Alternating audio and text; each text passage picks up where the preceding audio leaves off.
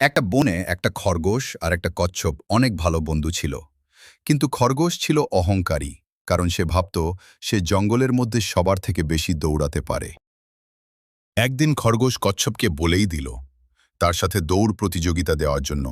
তারপর কচ্ছপ কিছুটা মন খারাপ করে রাজি হয়ে গেল। তারপর একদিন শুরু হয়েই গেল প্রতিযোগিতা। তারপর খরগোশ কচ্ছপকে অনেক পিছনে ফেলে খরগোশ অনেক দূরে চলে যায়। মাঝপথে এসে খরগোশ দেখে কচ্ছপ অনেক দূরে।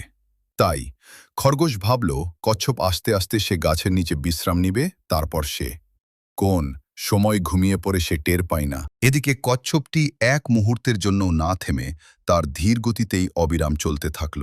সে ঘুমন্ত খরগোশকে নিঃশব্দে পার হয়ে গন্তব্যের দিকে এগিয়ে গেল। খরগোশ যখন ঘুম থেকে জাগল, দেখল কচ্ছপ শেষ সীমানায় পৌঁছে গেছে। কচ্ছপই প্রতিযোগিতায় জিতে গেল। খরগোশ অবাক হয়ে চেয়ে রইল, আর কচ্ছপ খুশিতে হাসতে লাগল।